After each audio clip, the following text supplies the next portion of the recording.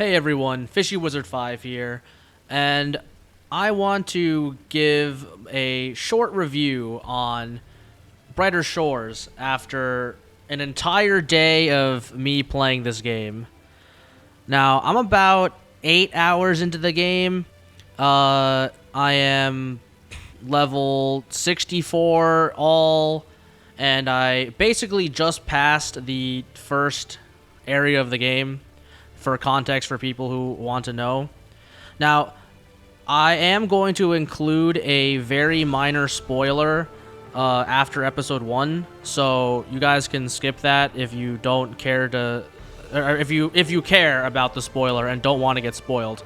I'll mention it in the video, when the spoiler's coming and what to skip to avoid it. But yeah, I'm gonna give a day 1 review. So a couple days ago, I made a video talking about what I believe Brighter Shores needs to accomplish to be a successful new MMORPG in today's landscape. And honestly, I think the only thing that it needed, and I still agree with this, the only thing that it needed is a thrilling sense of adventure. And to further elaborate, the key things that makes an MMO have a thrilling sense of adventure is having a big open world, as big as it can be. Just a huge world that you can explore for days and find things to do. So big open world is number 1. Number 2 is having a huge progression system. A progression system that you can imagine, dumping in hundreds of hours and still not being done in. I think that is a huge part of an MMO as well. And number 3 is having a humongous variety of things to do. Like a near limitless things to do. So you don't have to just do combat, 24/7. Or you don't have to just do combat and, skilling or fishing for 24 hours straight.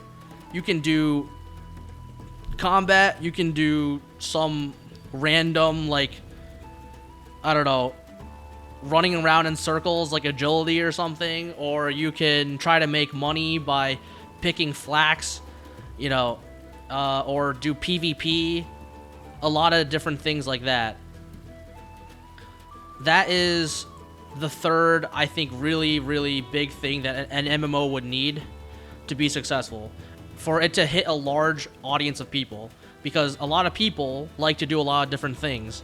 So if an MMO has a lot of different things to do, then you'll hit a large audience, which I think Runescape in its prime, old Runescape, back in 2004 to 2008, did it perfectly. It did all of those things flawlessly. Now, let's get to Brighter Shores. Does Brighter Shores hit those marks? I think Brighter Shores hits one of those marks pretty well, in that I think it has a massive progression system. So, as you guys can look at my Hope Port skills. They're my highest is Guard, which is 24, which is it seems pretty high. It's 24, and then my other ones are 10, and my Alchemist is 8. But if I click on Alchemist, for example, and I look at what the skills will grant me, I see, 0 to 8, all these potions. But then I scroll down, and I see more potions, and I scroll down, and I see more potions, and I scroll down, even past 100, I see more potions. I keep scrolling, 200, more potions, 300, more potions, 400, more potions, all the way to 500. You can go to level 500 in this skill, and I'm only level 8. Now, granted, I've only spent maybe an hour training it, but I'm pretty sure after level 20, the skill becomes a lot longer. It takes a lot more XP to train each level. So there is a, exponential XP curve.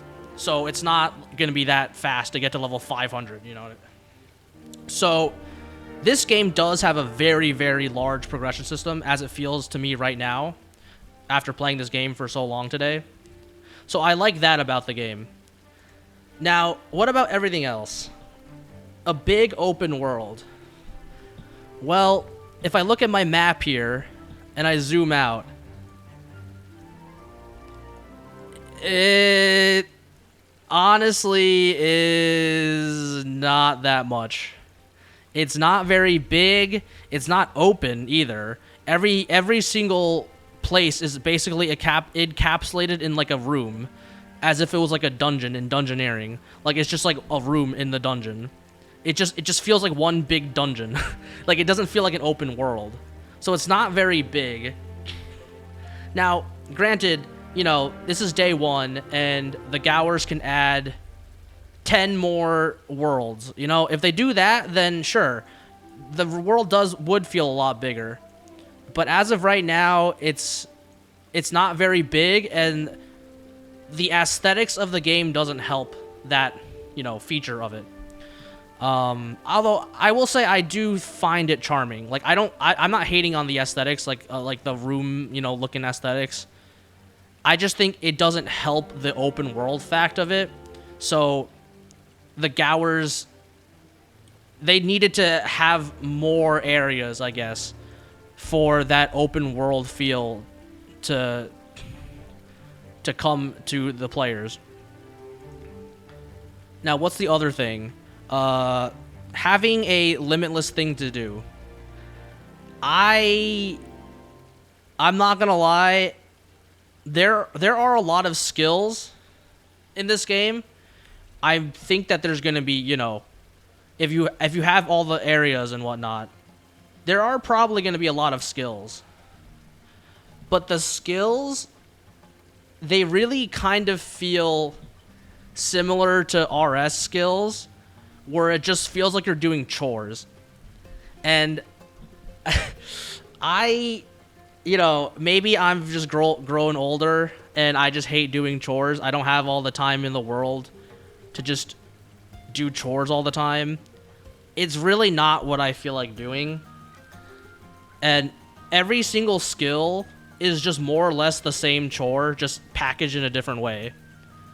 So it just really feels like I'm just doing a bunch of chores all day. And even the combat, I'll go into more detail with the combat, but the combat is like in itself is also very like monotonous. It all feels the same. It's not like there's, you know, it's not like there's like all these different enemies with like these different styles of, you know, movements and whatnot. It just all feels like you're just hitting a wall and the wall's hitting you back. Okay, that's kind of a bad example, but you know.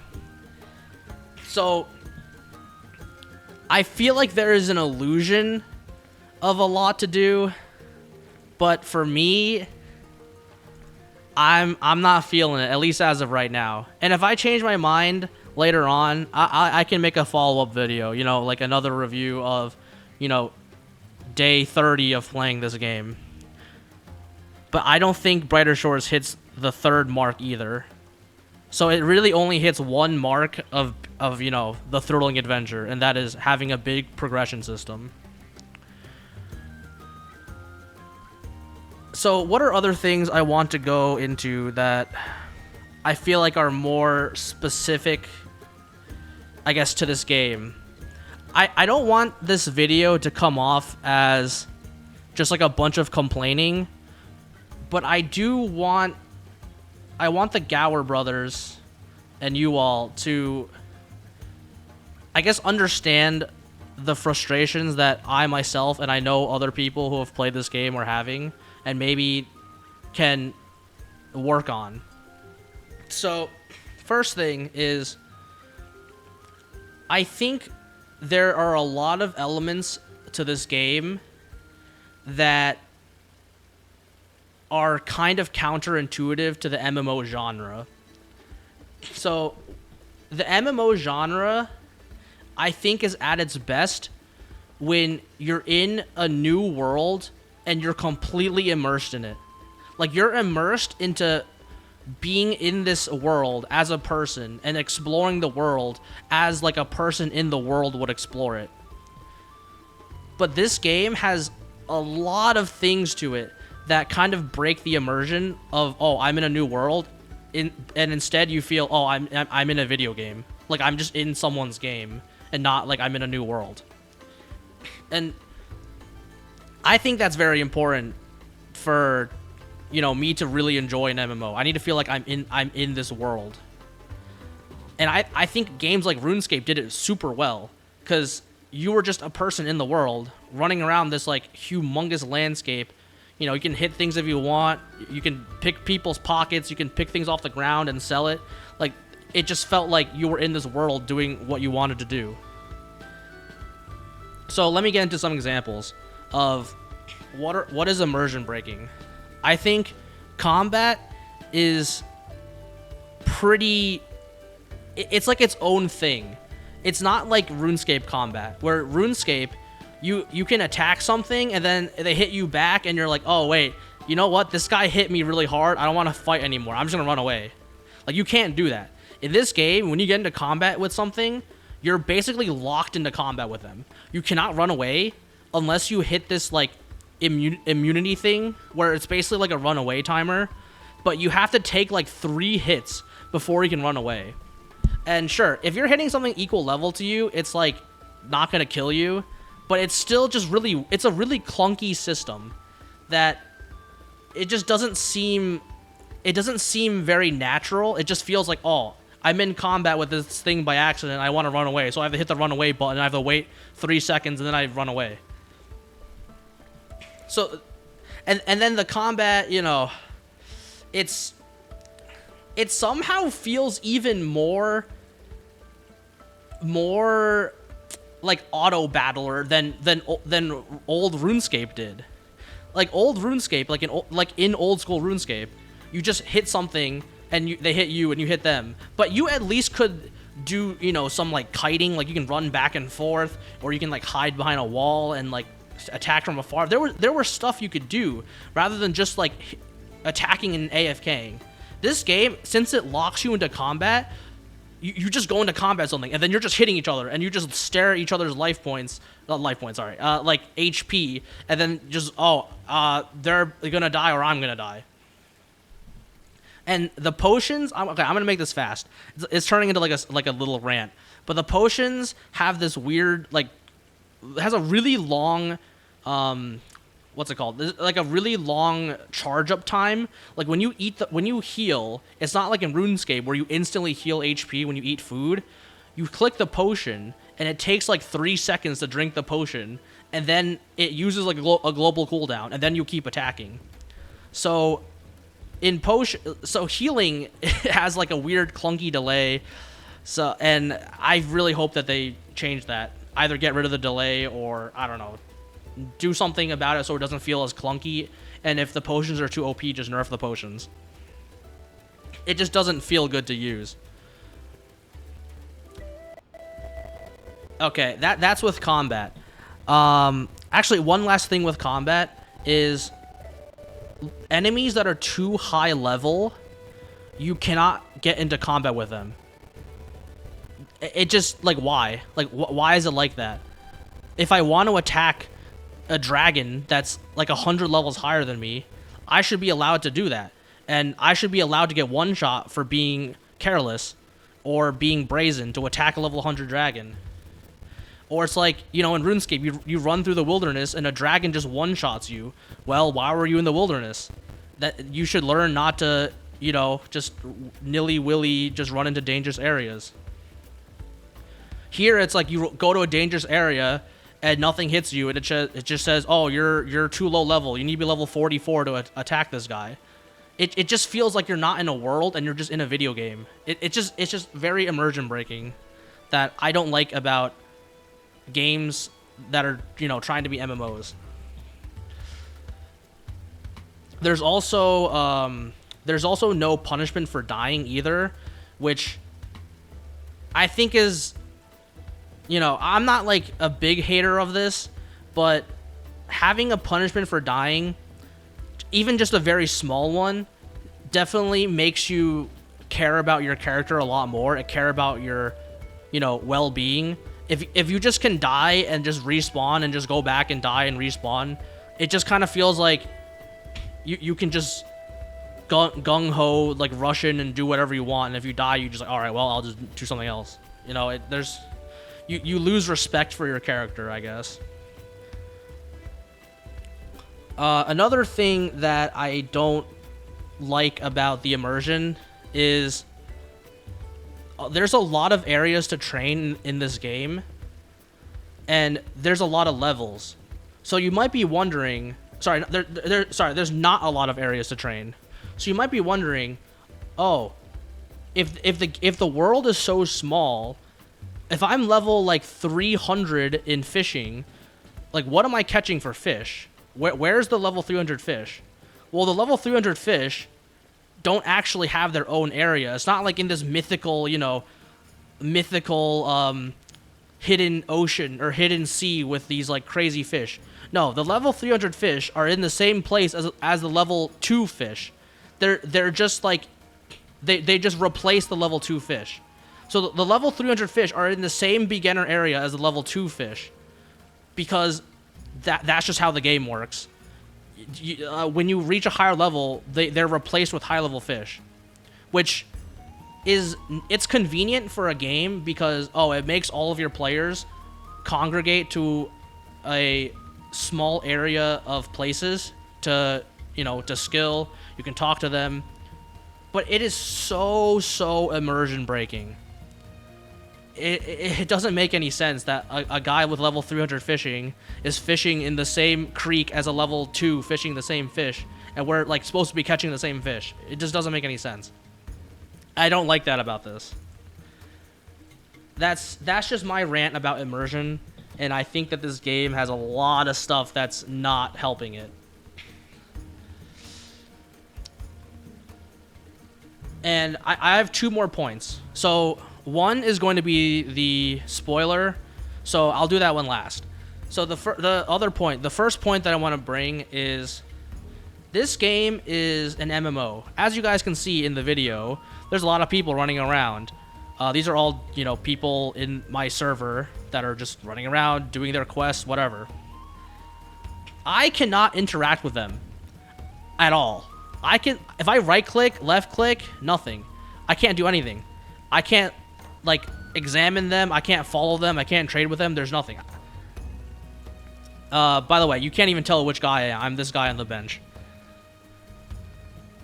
There's basically no reason for these people to exist, because, all we can do is just say hi to each other.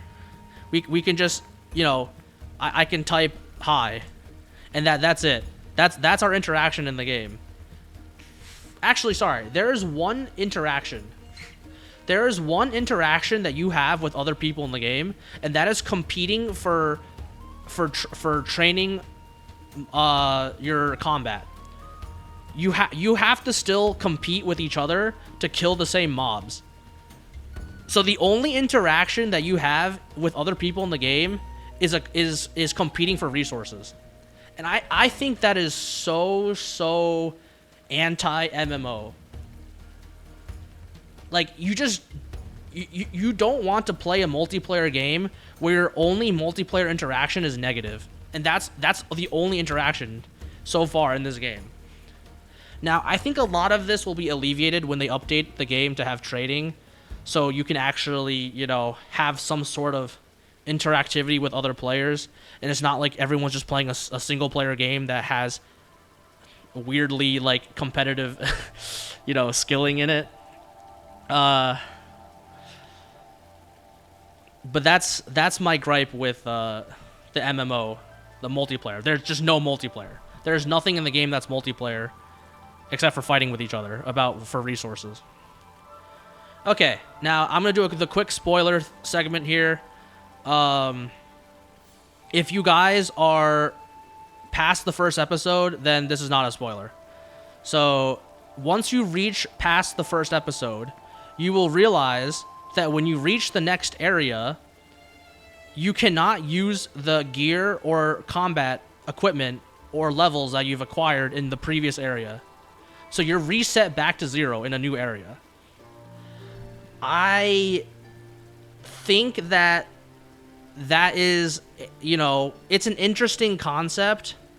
It makes the different areas feel like episodic, you know, like it feels like you're doing some, I don't know, some adventure with like different parts to it, but it's still just so immersion breaking. I know there is some lore to it. There's like an in-game lore where they say, oh, your gear is not tuned to that area, so it's weaker. But like, come on, that's so like, that's so silly. It's like I have a really big sword. Why can't I use the same big sword in this new area? It just feels really silly, and it's really immersion breaking. I personally don't think that was a good idea. I think a lot of people playing an MMO, they don't like feeling like their progression in one area does not translate to another area. It just doesn't feel right, in my opinion. And I think a lot of people's opinions. So yeah, that's all the, I guess, complaints that I have for this game. I didn't really want to make this video kind of like a rant, because I do think that this game has a lot of potential and has a lot of cool things about it. I think the game is very charming. I just think that there's a lot of issues with it that in the long term, if they're not fixed, are definitely going to make people not play this game. Like, they're not going to care about it. So yeah, if I, change my mind, I'm still gonna be playing this game. I'm gonna try to get as far as I possibly can before I make a final review of it. But this is just my day one review. Thanks everyone for watching, and please let me know in the comments what you think about Brighter Shores as well.